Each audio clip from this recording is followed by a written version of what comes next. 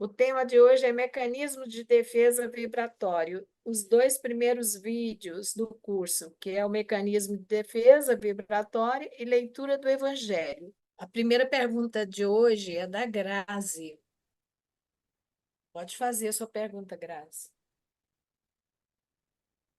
Boa noite a todos, boa noite, doutora.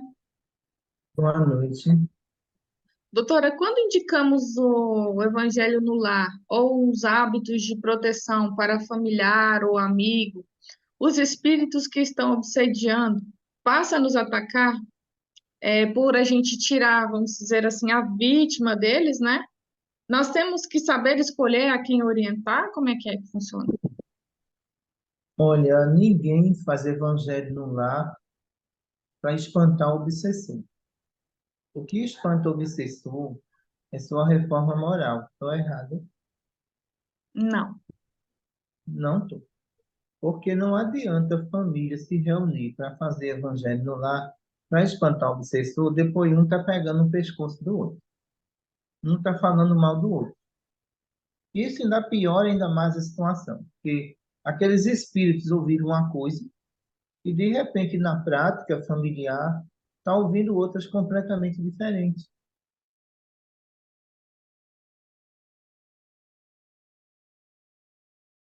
Existe essa prática, eu já vejo na consulta a confusão. Então, ali a consulta é porque ele está obsediado, o outro faz eu não, quem está é você. Aí a filha diz, não, é você, papai. Tu imagina, ninguém quer parar para dizer assim, olha, vamos todo mundo se unir primeiro, para depois fazer o evangelho lá. Não, pessoal, o mais obsediado quer tomar a frente. E eu já vi até crianças falarem aqui para mim, só doutora, o meu pai fica me ameaçando com a sandália. Vai assistir evangelho, vai apanhar. Que história é essa? Já pensou? Então eu digo, olha, vê só, como é que esse menino se torna espírita na sandália? Não se torna espírita assim. Então, o que é que acontece? Eu vejo que é preciso que eles peguem o evangelho, lê individual, cada um no seu quarto, faça a sua prece, enquanto eu estou fazendo esse tratamento. Porque se um dia eu fizer uma visita lá, e para recolher qualquer entidade, esses espíritos vão dizer, olha, doutora, a bagunça não está em mim, não, a bagunça está neles. E eu vou fazer o quê? Me diga. Observe como eles estão desarmonizados. Observe como um fala mal do outro. Então, como é que eu posso acusar alguém de obsessor, que o obsessor é mais encarnado do que desencarnado? Então, nós não proibimos o evangelho no lar. O que a gente proíbe é a prática errada desse evangelho, a aplicação errada desse evangelho. Entendeu? Entendi. A questão é o seguinte, eu como assim, idealizadora de ajudar a pessoa, eu teria uma consequência por estar ajudando essas pessoas? Porque cita-se sempre que quando a gente ajuda uma pessoa, o obsessor dela, ou os espíritos que não querem que serem ajudados. A pergunta é, eu sou penalizada por esses obsessores? Jesus disse: ajuda a ti mesmo, que o céu te ajudará. Então, ele disse o seguinte: é melhor você ensinar a pescar do que dar o peixe. Então, o que é que eu digo aqui para alguns? Olha, doutor, tem uma amiga minha, dê o endereço, manda ela vir. Não vá se meter nisso, não. Ah, mas ela disse que não gosta do espiritismo, então vai sobrar para você. Como é que alguém não gosta do espiritismo e quer se livrar de uma obsessão? Não dá para entender, mas quer colocar uma de frente. Eu disse aqui a uma mãe aqui que queria um tratamento para um filho que era alcoólatra. Eu digo, olha, eu vou dizer uma coisa à senhora, eu não faria isso, não. O seu filho aceita o espiritismo? Não, não aceita, não. O seu filho vem, eu tenho o maior prazer em tratar dele presencial, mas à distância não. Ela, por favor, não faça isso, eu sou mãe, olha, eu preciso disso, tudo. Eu disse, olha, a senhora quer o tratamento dele, mas vai ter sequela e consequências. Sabe por quê? O obsessor não respeita ele, não respeita a mãe, não respeita ninguém. E ela tirou a consulta desse filho. Na primeira semana, ela levou um empurrão que fraturou o braço. Nossa. Na primeira semana de tratamento. Depois ela chegou com o braço enfaixado. Eu disse, olha, eu não lhe disse. Só de doutor, eu levei um empurrão. Eu caí por cima do braço. Quase que eu bato com a cabeça na calçada. Eu disse, ó, vamos fazer o seguinte, suspenda esse tratamento. Porque eu entendo o coração de mãe, mas o perseguidor não entende, não, pessoal. O coração dela não. E terminou sobrando para ela. Às vezes eu tenho que suspender o tratamento para salvar aquela mãe de sérias consequências que virá para cima dela, que o filho não quer se tratar. Obrigada, doutora. Obrigado também. Anália, a próxima pergunta é a sua. Você pode fazer as suas duas perguntas. Ah, sim. A segunda até em relação a essa que a Grazi fez. A primeira é a seguinte: no Evangelho segundo o Espiritismo, capítulo 8, tem lá: a verdadeira pureza não está apenas nos atos, mas também no pensamento, pois aquele que tem o coração puro nem sequer pensa no mal. Agora eu pergunto à senhora, diante das imperfeições humanas, como deveremos proceder para manter um equilíbrio energético com pensamentos positivos? Olha, orar e vigiar para não cair em tentação, né? O problema de vocês é que na hora do estresse, eu vou dizer uma coisa, parece uma janela de vidro explodindo. É estilaço para tudo que é lado. Não param para tentar resolver as coisas com calma e educação. E tem uns que dizem assim para o outro, eu sou assim mesmo, tu é demente, eu resolvo assim. Ninguém resolve nada assim. Porque às vezes não é a hora e não é o momento. Por isso que essa paz interior é muito complicada em vocês. Porque vocês são muito perfeccionistas e muito imediatistas. Junta esses dois para ver que isso é um barril de pólvora. Perfeccionismo e imediatismo. Eu vou fazer porque vai dar certo, vai dar errado. É o que eu digo aqui. Se você quiser fazer, eu respeito seu livre-arbítrio, mas eu vou dizer uma coisa, vai dar errado isso. E quando dá errado, não tem conserto. Então, viver no mundo de expiação e prova, como o de vocês, exige muita cautela em tudo que você vai falar, você vai se... Eu acho que se aprende mais ouvindo do que falando. Sempre com a boca fechada, então. Não diz o A- ditado, boca fechada não entra mosca, né? Isso. A outra pergunta é semelhante à que a Grazi fez, é sobre o Evangelho no Lar. O Evangelho no Lar, em determinado dia e hora, a senhora poderia orientar-nos sobre essa reunião familiar? Porque no meu caso, doutora, eu moro sozinha, né? Aí eu tenho o costume de todos os dias de manhã fazer o meu Evangelho no Lar, juntamente com o estudo do Livro dos Espíritos. E gostaria também de saber se a gente pode colocar um copo de água para fluidificar. Posso lhe fazer uma pergunta também? Posso, pode? Deus, Deus tem dia e hora para fazer plantão? Não. Pronto, se Deus não tem dia e hora para fazer plantão, o que é que acontece?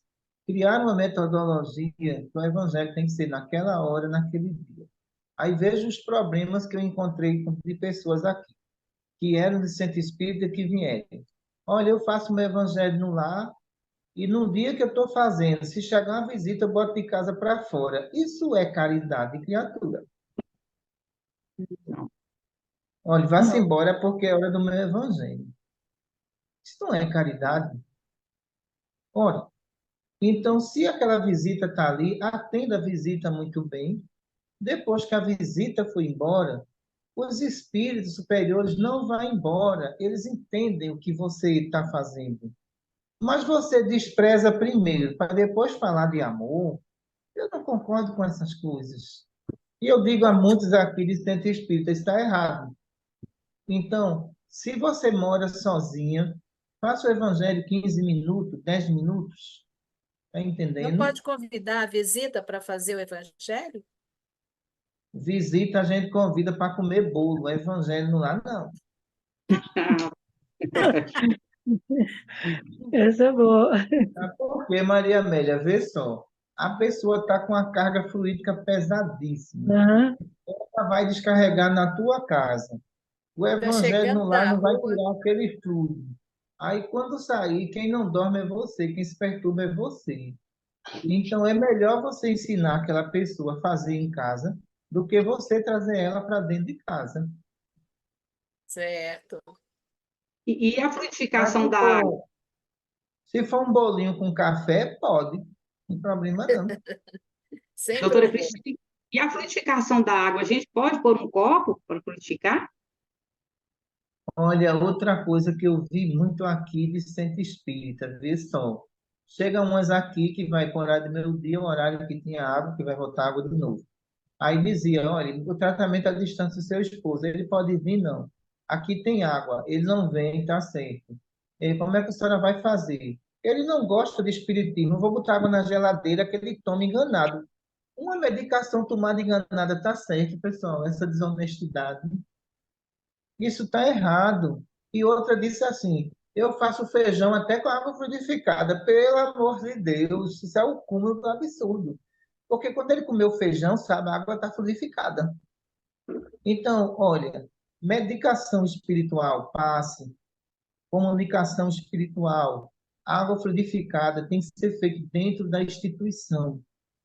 Se o celular tiver uma sobrecarga e você pegar, colocar um copo desse aqui, você não consegue atrair fluido positivo, atrai fluido negativo. Aí eu lembro de uma paciente que eu tratei, que o pastor orava e ela botava água em cima da televisão. E essa paciente começou a passar mal, e veio fazer uma consulta aqui que era evangélica. E eu fiz uma pergunta a ela, me diga uma coisa, a senhora toma alguma água benta em casa, como é? Ah, quando o pastor está orando, eu boto a água em cima da televisão. A água levava uma carga tão negativa da casa dela. Por ter pessoas que bebiam e fumavam, ela só no evangelho, ela passava mal. Então eu disse, olha, é melhor você não fazer isso. Fique só na sua Bíblia e na sua televisão, mas não mexa com água. Muito obrigada, doutora. Obrigado também. Rosângela, as duas primeiras perguntas suas, por favor. Ok. Boa noite, doutora. Boa noite, Rosângela. Doutora Cristina, a base da autoobsessão inicia-se na infância, quando não somos ensinados a educar os nossos pensamentos, ou está relacionado com a nossa moralidade, quando somos inflexíveis e não aceitamos as mudanças. Eu acho que a Igreja Católica ela teve um papel muito importante no catecismo infantil, sabe? E trouxe uma geração que acreditava em Deus, acreditava em Jesus, tá entendendo? Foram criados dentro da igreja e o mundo era completamente diferente de hoje. Então, hoje, a criação é em cima de ter e obter, não é em cima de ser um ser humano bom e honesto. Então, isso mudou muito. E afastou também as crianças de Deus, porque os pais que fracassaram materialmente, eles atribuem isso a Deus, não tem nada a ver. Os pais de antigamente eram mais pobres do que o de hoje, e não negavam Deus, continuavam com a sua fé. Então, o que a gente percebe na base infantil, na verdade, se você não receber uma boa estrutura de exemplo moral do seu pai e de sua mãe, e um exemplo religioso, olha, isso vai ser muito complicado na fase adulta. Porque o seu pensamento ele foi doutrinado para coisas negativas. Não foram doutrinados para coisa positiva. Porque acredito que o papel do pai é quando vê o filho pensando negativo, ele chegar e falar, olha, sai desse pensamento. Vamos pensar em coisa boa? Para que você está pensando em fracasso?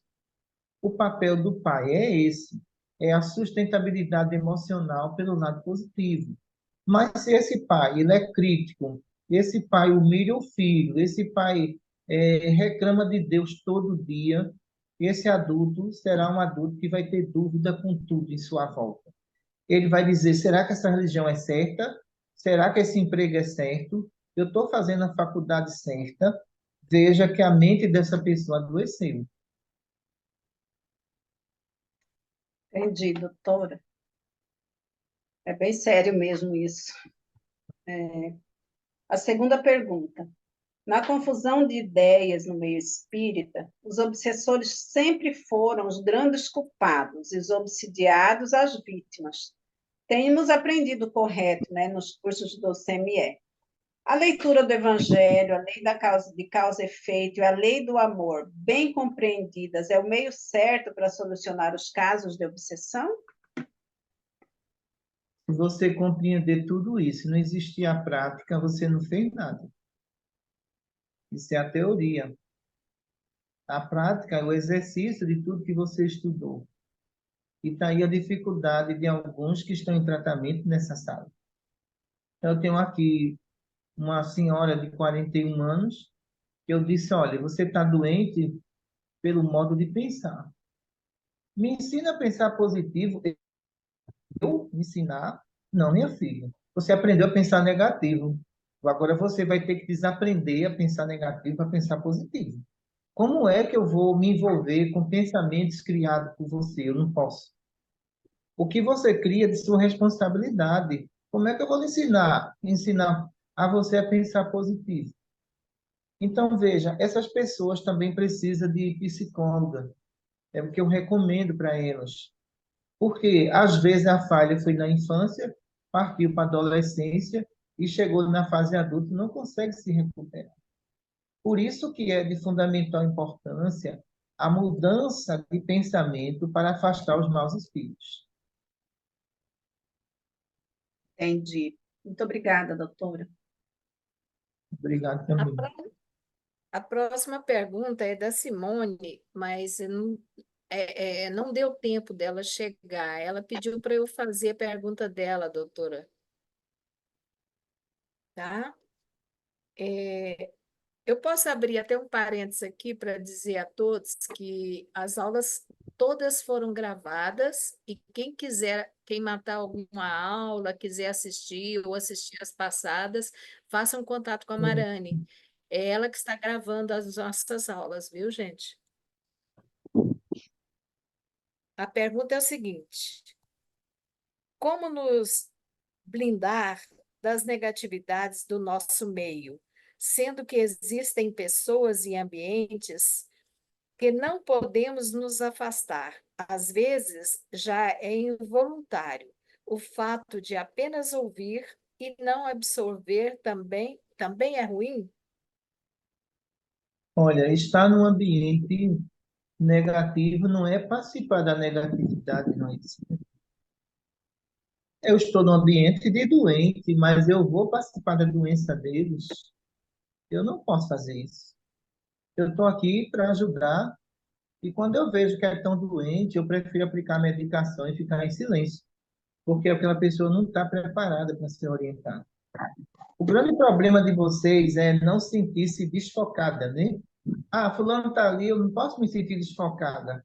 Eu vou participar daquela fofoca ali. Olha aí. Isso quer dizer o seguinte: eu posso colher do ambiente negativo alguma coisa boa que escapar ali, mas as ruins eu não posso ter participação nisso.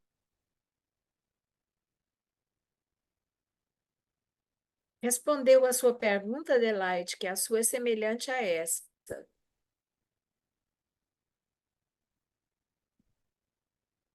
Você está sem áudio.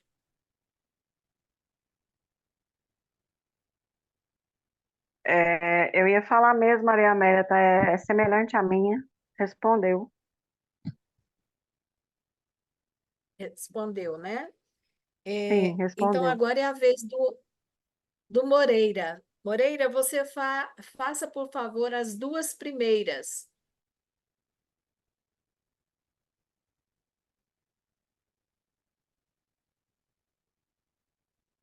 Doutora Cristina, quando uma lei de causa e efeito nos encontra para fazer a cobrança, a resignação e a humildade é o caminho de defesa vibratória? Olha, só existe obsessor onde existe orgulho, vaidade e prepotência. Se você quebrar tudo isso, e muitas vezes pedir o perdão de coração, reconhecer que errou, mas eu vejo muitas vezes em trabalhadores que está diante de uma lei de causa e efeito, ele quer jogar a culpa no obsessor. Eu não permito isso. Não permito, porque eu convivo com eles, eu trato deles.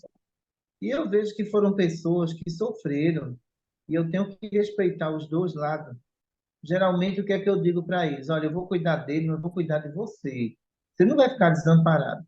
Então, por isso que a humildade é fundamental no processo obsessivo, para ele se convencer, perdoar você e ir embora. Então, depende muito do encarnado mesmo, viu?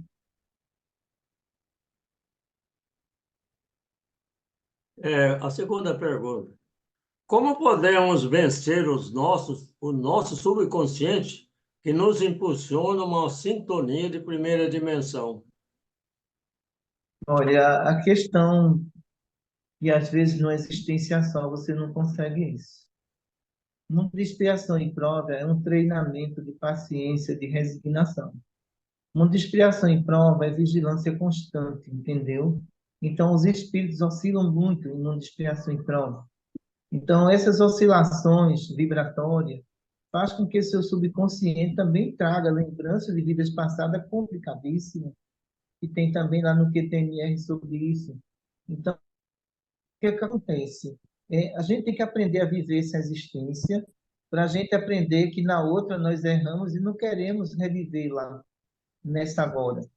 Mas se a gente não sabe viver nessa existência, como é que a gente vai saber recuperar as existências perdidas? O primeiro passo acontece nessa existência. O segundo passo é quando voltar à Terra numa condição melhor. Muito obrigado, doutora. Obrigado também. A próxima é você, Rose. As duas primeiras, por favor. Certo. Pois não. Boa noite, doutora Cristina, e boa noite a quem eu não Boa falei, noite. boa noite. Doutora, descobrir que meus fluidos viciosos podem piorar o quadro de perturbação de um irmão de lei de causa e efeito que eu tenha prejudicado, me colocou no meu devido lugar. Obrigada, doutora, por me fazer entender isso e por essa grande caridade da senhora. Agora, o que fazer para não me esconder de vergonha, arregaçar as mangas e enfrentar as próximas verdades? Que eu chorei, Olha, viu, eu doutora vou... Cristina, essa hora que eu descobri que a gente, o pobrezinho do obsidiado, é que está fazendo o doente do desencarnado passar mal.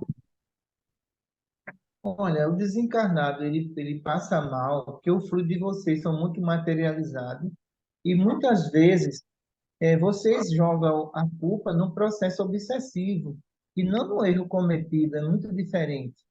Então, quando você joga a culpa no processo obsessivo, você está adoecendo o emocional daquele espírito. Então, se coloque no lugar dele, eu vou orar por você, e você não precisa de oração, eu vou fazer a campanha do quilo para você sair de mim. E é desse jeito mesmo, tá tudo errado, tá não? Olha, eu vou visitar um hospital para mostrar que eu sou bonzinha. Agora, existem marcas que nada disso apaga, entendam isso, viu? A campanha do quilo não vai pagar, o hospital que você foi visitar não vai apagar, nem a sopa que você está dando, ele vai achar que você é santa. Então, ele vai melhorar quando vê os seus fluidos passar a curar ele. Olha que complexidade.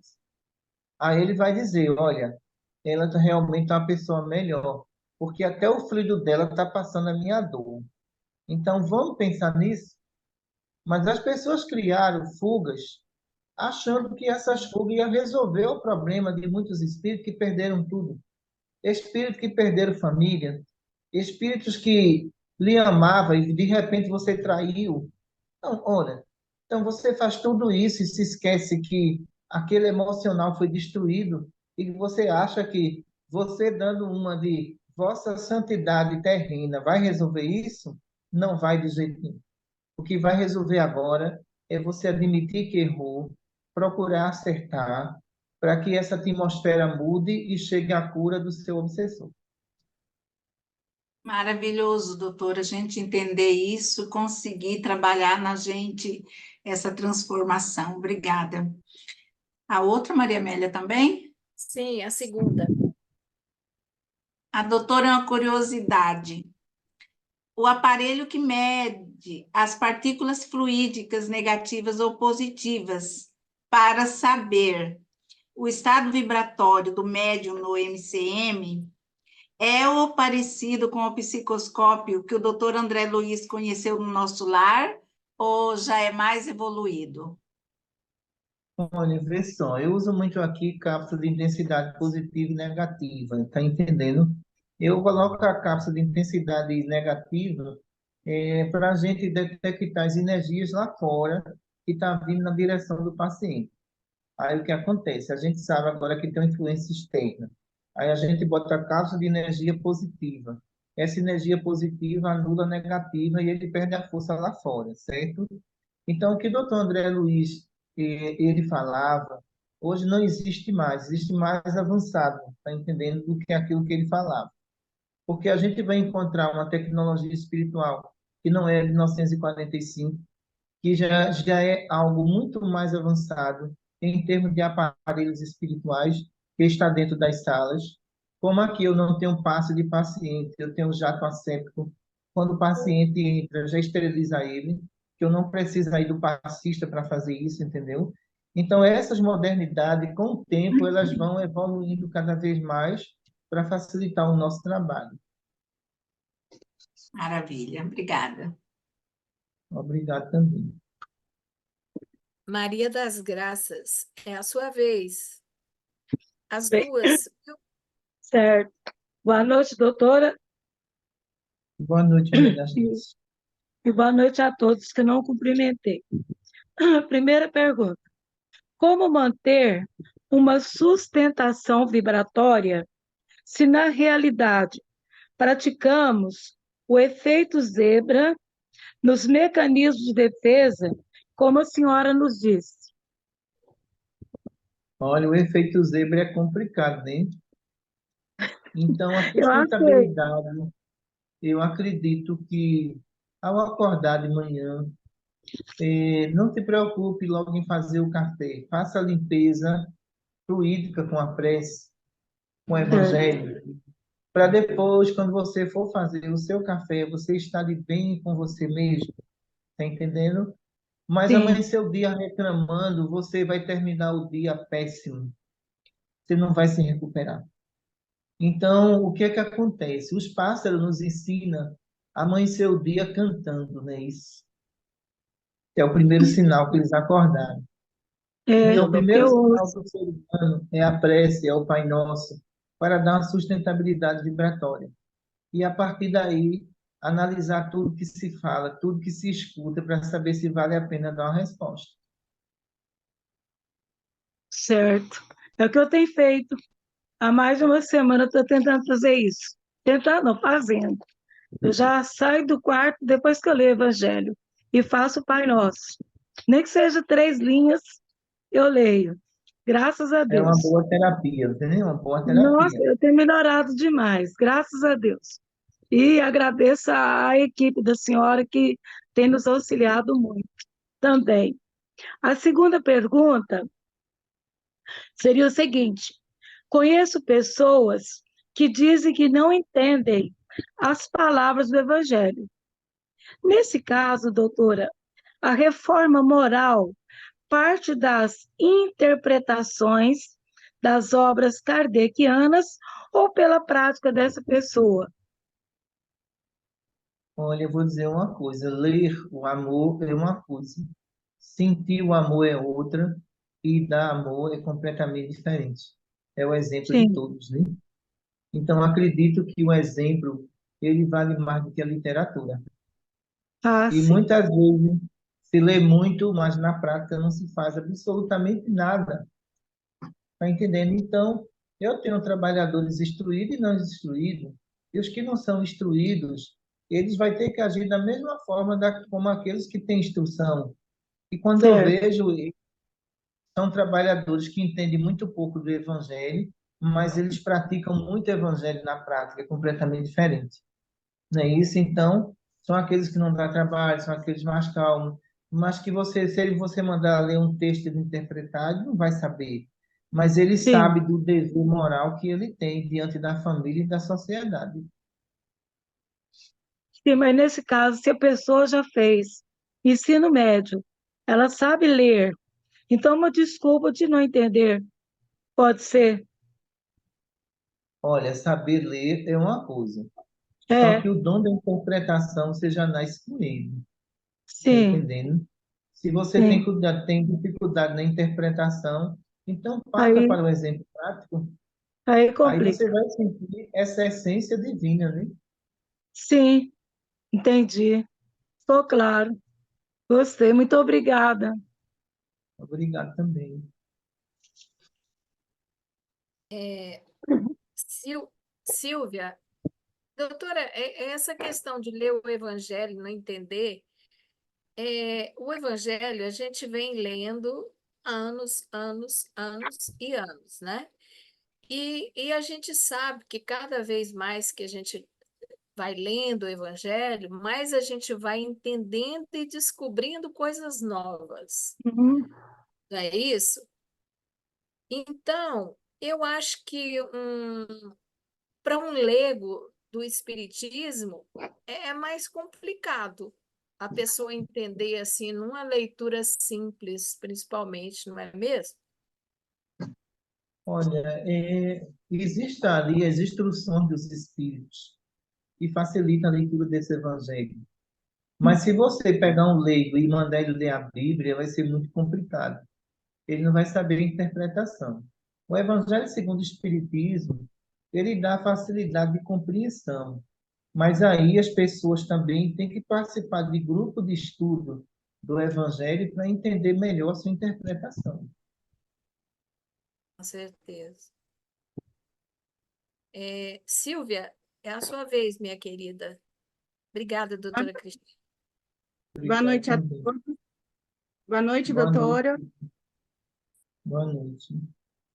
Doutora, a defesa vibratória seria não só a leitura do Evangelho, mas a luta diária contra nossos defeitos, conhecendo quem somos e buscando a autotransformação pelo estudo e a prática sincera do Evangelho? Olha, o que eu acho mais belo no ser humano não é o que ele lê com a voz encantadora, é o que ele pratica. E isso é fundamental para a evolução espiritual desses espíritos. Que a partir do momento que alguém tenta se intelectualizar, mas não tenta a prática disso tudo, isso não faz sentido nenhum para nós. Isso não faz sentido nenhum para Deus. A quem muito foi dado, muito será cobrado, compreenda isso. Então, os que, na verdade, lê o Evangelho, entende o Evangelho, se ele erra, ele é muito mais culpado do que aquele que não compreende. Porque aquele que não compreende, pode ter certeza, que ele não vai ser cobrado, não. Mas aquele que compreende, sabe seus deveres, faça o que é certo. O mundo espiritual é uma realidade, ele existe. Então, o que é que acontece? Cada um terá o seu lugar conforme os seus pensamentos e seus atos. Se eu sei disso, eu procuro fazer as coisas certas, porque eu sei que eu vou ter que responder aqui do outro lado. Mas se eu sei de tudo isso, ignoro tudo isso, achando que nada disso existe, é o que eu vejo aqui, muitos espíritas decepcionados no mundo espiritual. Decepcionado porque eram muito bom de teorias, mas quando viram a realidade aqui, disseram, eu não posso mais voltar atrás. Então agora eu vou ter que conviver com essa situação que eu criei. Eu tinha conhecimento, eu não tinha o dever de errar, e eu errei muito, mas foi muito mesmo, mas erros feios. Existem erros que nós existe erro que tem que ser tolerado, mas existe erro que não dá para tolerar não, de jeito nenhum, porque esse não acaba com você, acaba com todo mundo que está em sua volta. Obrigada, doutora. A sua segunda Obrigado. pergunta, Silvia. Entender o mecanismo de defesa fluídica é também um mecanismo para que o paciente e os voluntários dos hospitais deixem de adoecer? Pode repetir de novo. Boa noite, Alice. Como é que tu tá? Boa noite, tudo bem? E anima Entender, para Jesus e começa a participar desse estudo, Miss. Oi? E anima para Jesus e vamos participar desse estudo também, né? Tá. entender o mecanismo de defesa fluídica e também também entender o mecanismo para os pacientes e voluntários dos hospitais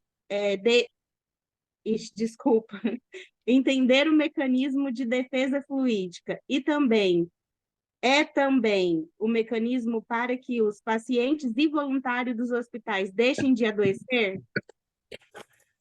Olha, nós ensinamos tanto a trabalhador como a pacientes como eles devem se defender. Isso é uma regra fundamental logo na primeira consulta. Isso tudo é explicado para ele antes da consulta, depois da consulta, como vai ser o tratamento, como vai ser o comportamento desse paciente. Então, nós estamos entregando a ele a chave da proteção, mas muitos não levam a sério. E quando pioram, eu já sei que tem algum problema relacionado a tudo aquilo que foi pedido e eles não cumpriram com isso. E eu passo a cobrar, assim, olha, você não estava assim, por que você piorou? Existe uma razão para uma piora. Então, o mecanismo de defesa vibratória não é um segredo guardado em sete chaves, não. A gente orienta a juventude também, doutrinadores, orientamos os médicos que estão em tratamento grave para atender o paciente. Então, todo mundo aqui sabe dos seus riscos. Mas se alguém se colocar sobre o risco, a responsabilidade é deles, não é nossa, não.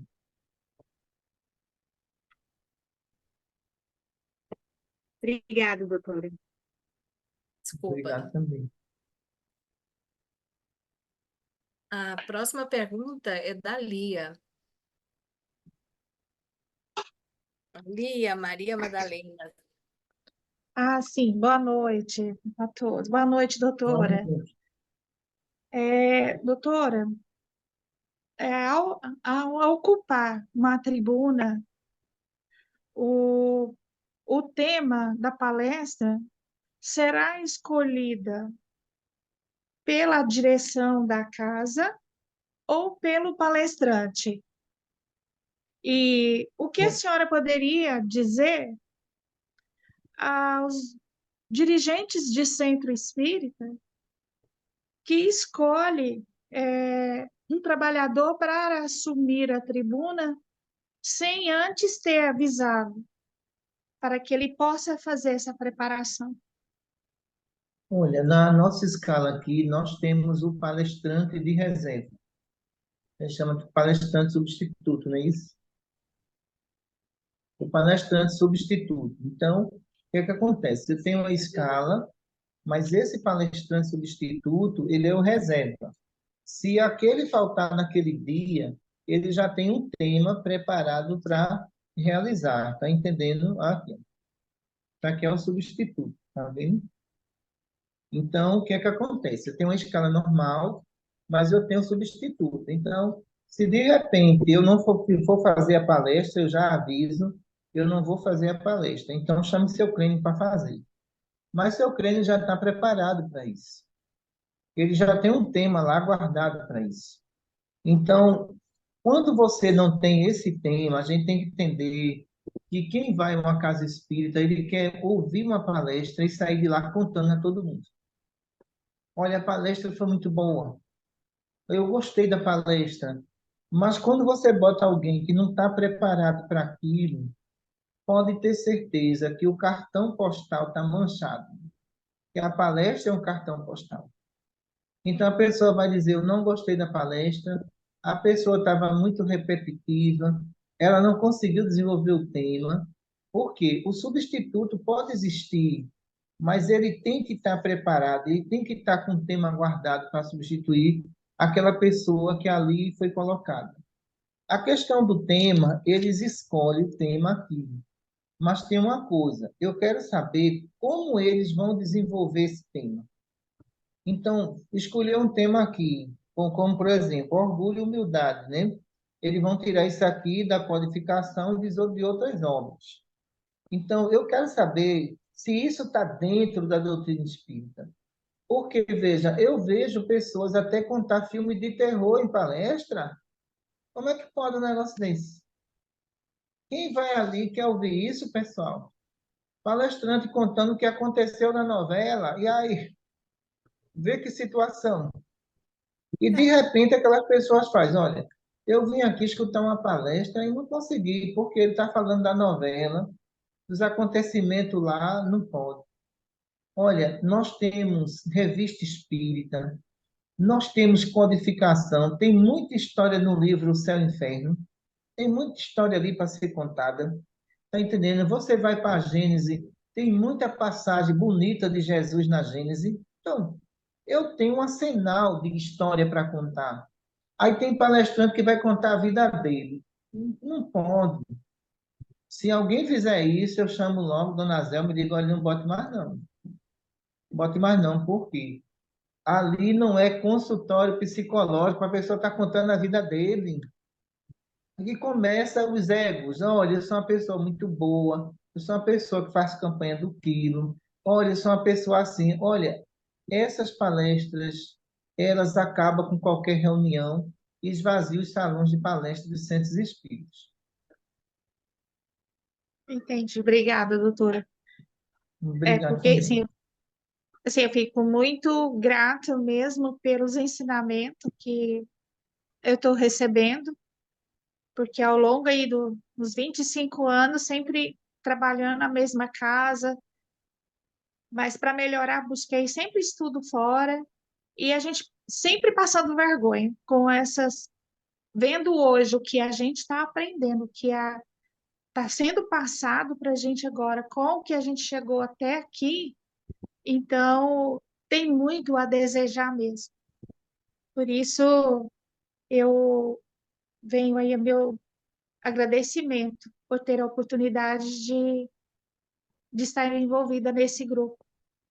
E com as bênçãos Obrigado. de Deus, eu quero muito abraçar mesmo esse trabalho, se assim for permitido.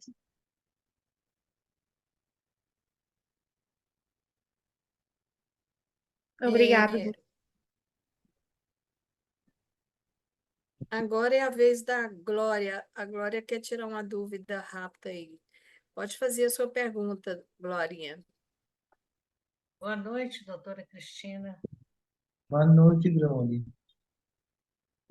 Pode-se estudar o Livro dos Espíritas durante o culto no lar, após a leitura, após as explicações do Evangelho?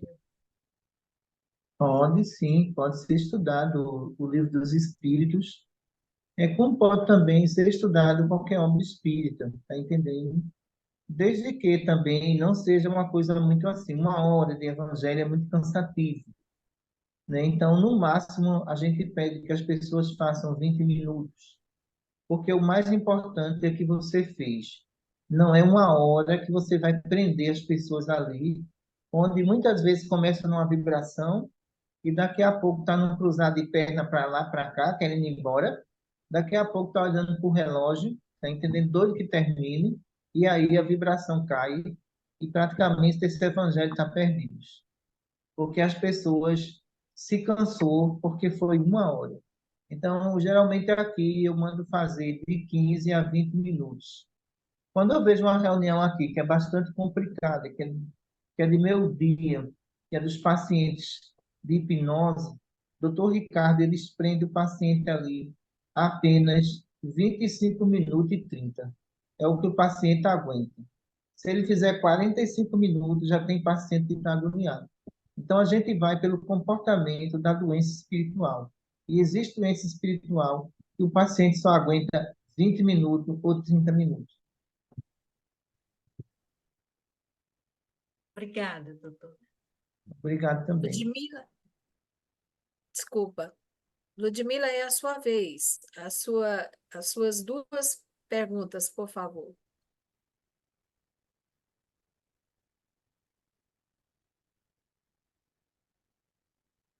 Boa noite, doutora Cristina. Boa noite a Boa todos. noite, Ludmila. Maria Amélia, eu acho que a primeira pergunta, a resposta, a pergunta Foi que a respondido. fez já respondeu, né? É. E, Faça a então, vou fazer segunda. isso. Doutora Cristina, como podemos fazer para nos proteger das vibrações no ambiente hospitalar? Olha, eu vou dizer uma coisa. É como entrar numa guerra e não levar um tiro, né? É impossível, né? É um ambiente hospitalar. Então, o que a gente aconselha aos médicos que trabalham aqui, médicos, enfermeiros também, técnicos de enfermagem, é que ele use o eletrodo aqui no timo, na absorção. Letra A aqui, ó. Porque a descarga é distribuída. Então, você está numa área ali, né? Tanto na psiquiatria como em clínica médica, qualquer carga que você levar, o eletrodo vai distribuir. Isso não vai causar danos nenhum. Agora, é bom a gente observar que muitas vezes, sem o eletrodo, eu já vi caso aqui que eu estou tratando de uma médica que trabalha em UTI. Então, ela pegou uma contaminação abdominal e ela foi internada diversas vezes com a dor no abdômen e não tinha nada. E quando eu fui ver, tinha uma mancha escura na parte do abdômen dela, que era ectoplasma cristalizado, onde ela trabalhava, por ela ser sensitiva, ela absorvia tudo aquilo. Então, ela está aqui há mais de 6 meses em tratamento, ela melhorou. O tratamento agora só é de manutenção aqui. Então, o que é que acontece? Eu pedi para ela usar agora o eletrodo no timo. Pronto. Não houve mais contaminação de eletromagnetismo, está entendendo? Então, é uma área bastante perigosa, porque existe ali processos físicos e processo obsessivo. O problema físico não te atinge, mas o obsessivo pega todo mundo ali. Certinho, doutora, está esclarecido. Muito obrigada, viu? Obrigado também. Marane, é a sua vez. As suas duas perguntas, por favor. Boa noite, doutora Cristina. Tá melhor, Mariana. Estou melhor, doutora Cristina. Só, como é que se diz, o emocional igual arroz. Porque no domingo eu perguntei para o doutor Ricardo, né, se o ataque espiritual pode ser evitado pelo anjinho da guarda, ou quando se tem, quais são os critérios. Aí ele falou assim, quando se tem moralidade, não acontece. Eu falei, vixe, estou precisando melhorar. Tirando isso, o resto tá A bem. resposta é dele mesmo, né? Oi? Essa resposta é do Dr. Ricardo mesmo. Não, mas tá Olha, ótimo. quando a gente trata da questão de moralidade, às vezes você tem nessa existência, mas o problema era o que você era em outra. Eles não consideram isso. Entendi. Esses espíritos não consideram isso. Está entendendo por quê? Às vezes o estado de perturbação é tão grande que ele não vê Marane como Marane, não, pessoal. A visão mental dele é outra, completamente. Se em vidas passadas ela estava reencarnada como homem, ele não está vendo uma mulher agora. Na mente dele está aquele homem que prejudicou ele. Veja mesmo como as ideias são confusas na cabeça deles. E, doutora Cristina, eu sei que eu não usei bem a minha mente. Eu não sei o que eu fiz, mas eu tenho certeza que eu não usei bem.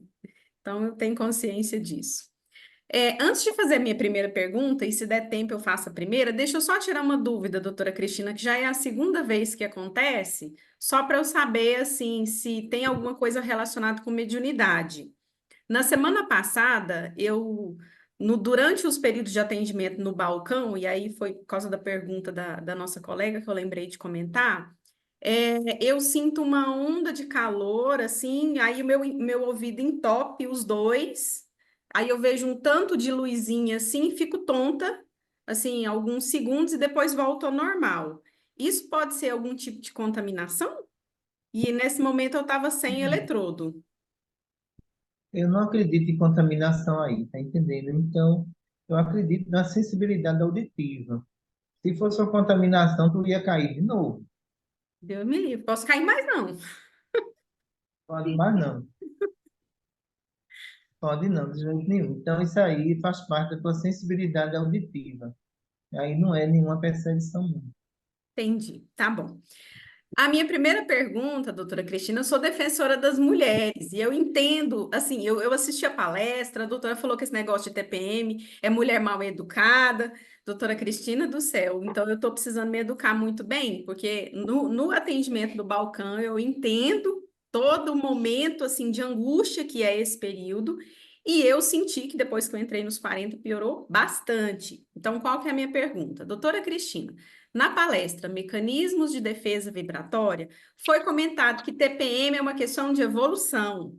Tenho tentado trabalhar o desconforto que sinto nesse período, mas ocorre eu sinto uma alteração física, né? Então eu sinto, por exemplo, o meu couro cabeludo fica muito sensível, a minha face ela esquenta, eu tenho ideias de fixação de ideias, então eu me sinto extremamente alterada nesse período pré-menstrual. Quais os mecanismos podemos utilizar para minimizar tais sintomas? Primeira pergunta: essas alterações foram geradas nessa vida ou podem ser consequência de compromissos anteriores? Outra pergunta. Por último, Então, perceba uma responder a primeira. Então, responde primeiro. Certo. Evangelho segundo o Espiritismo. O corpo procede do corpo, mas antes da formação do corpo, o espírito já existia. Nossa Senhora. Então, isso quer dizer que todas as tendências do corpo estão relacionadas ao comportamento do espírito, né? Não, Maranhão? Ai, tá bom, doutora Cristina, tá bom. Ok. Nossa, então tá, a maioria das mulheres estão muito difíceis, viu? Tá quase todo mundo no mesmo barco. Tá ótimo. Então, vamos lá. Próxima pergunta. Percebo uma tendência nas mulheres após os 40 de piora da TPM, aumento do fluxo menstrual, humor, e na medicina tradicional, que não é medicina espiritual, né? Medicina terrena, estão relacionadas a alterações do climatério. Então, todas essas tendências hormonais que pioram com os 40, que a gente chama de menopausa, que a gente chama de TPM, é tudo do corpo? Quem foi estressado como criança, na pré-adolescência continua estressado. Na adolescência continua estressado. Como adulto continua estressado. E como velhinho vai morrer estressado. Olha, eu vejo aqui pessoas de 80 anos que eu fico encantada com a calma. Aí eu faço uma pesquisa emocional. Como era assim a senhora na adolescência? Eu sempre soube superar as coisas com paciência. Adeus TPM, né, Maria? Oh, doutor, eu vou tentar, doutora Cristina, vou tentar. Olha, eu olho nelas assim, um exemplo de vida são pessoas de 80 anos, tem uma aqui de 93 anos, que a paciência dela me encanta. Tem outra de 86, que a paciência dela me encanta. E quando ela entra, as filhas todas agitadas, eu digo assim, olha, tu não tem o DNA dessa aqui, não. Tu não puxou em nada tua mãe. Olha esse DNA aqui. Venceu um câncer, soube que estava com câncer, na maior tranquilidade, tá boa, e vocês é tudo agitada do juízo. Então veja que ela não adquiriu a herança hereditária da própria mãe, que é a paciência. Essa mãe de 86 anos, ela poderia ser agitada e dizer que é TPM, porque ela é calma e não tem TPM. Tá bom, doutora Cristina, vou trabalhar minha TPM emocional. Tá. Eu tenho ainda uma pergunta sobre campo vibratório, mas já deu 8h30. Deixa para a fazer, semana que tá? vem? Pode fazer. Tá. Doutora Tá. Cristina, é o seguinte, estamos tendo muita especulação sobre um vírus, que é o Mpox, que é a varíola do macaco. Passaremos por um novo período de pandemia? Tenho acompanhado o surgimento de infecções múltiplas, como dengue, influenza, ou então influenza, Covid, HN1, dengue, são pessoas que possuem o núcleo viral ou se encontram com um sistema imunológico, porque eu nunca tinha visto isso, mas agora a gente já consegue fazer os testes e percebe que uma mesma pessoa está contaminada, dá positivo para 2, 3 vírus ao mesmo tempo. Então, eu nunca tinha visto isso, é um período novo, né? O que que a doutora tem para nos falar sobre esse momento? A primeira coisa que eu estudo aqui não é o vírus, é o comportamento social daquela pessoa. O comportamento social vai definir tudo. E o que eu observo, o que eu observei sobre esse vírus que está circulando, é que as pessoas viciadas em bebida e drogas são os alvos principais. Olha aí. Como o planeta está passando por uma transformação, você que está aí se esforçando vai ter toda a proteção imunológica. Aqueles outros que não querem nada com a vida vai ser arrastado. Porque a primeira mudança de um planeta está na atmosfera fluídica. E o que é que acontece? Não é que o inseto ganhou força, é que as pessoas que não estão se reformando perderam a força. O grande problema está aí.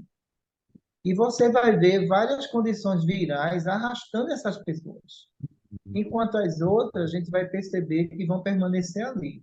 Então, o maior problema aí é a vida social dessas pessoas e as condições morais dela. Então, eu sei que vai chegar um momento de um pico máximo da doença, tá entendendo? Mas a seleção está onde, pessoal? A seleção está nas pessoas que não querem se melhorar. Você faz um carnaval aqui no Recife, o Galo da Madrugada. 1 milhão de pessoas ali numa vibração perigosa. Você pode ter aqui 1 milhão de infectados, mas essas pessoas estavam ali. O que é que tem a ver as pessoas de bem com essa história? Então, Jesus disse que ia separar o joio do trigo, né? Então, ele começou a separar, né? Entendi. Ficou claro. Muito obrigada, doutora Cristina. Obrigado também. Já terminou, o tempo passou rápido hoje, enfim. Foi interessante. Muito bom. Vamos encerrar. Vamos. Maria Santíssima, nossa Mãe Maior, ofertamos os nossos corações para absolver o teu amor humano, a tua paciência, Maria, e a tua resignação diante de tanto sofrimento. Entre dores e espinhos, assistida por ti, diante do teu Filho crucificado na cruz. Soubeste perdoar, soubeste amar Maria e nos ensinar o perdão infinito de uma mãe grandiosa. Estende o teu manto de amor para cobrir as nossas necessidades, Maria, de luz e de compreensão com relação ao nosso próximo. Nos ensina, Maria, a enxugar as nossas lágrimas sem nada reclamar e agradecer a Deus sobre tudo que Ele nos dá hoje e agora e sempre. Muita paz para todos. Obrigado a vocês.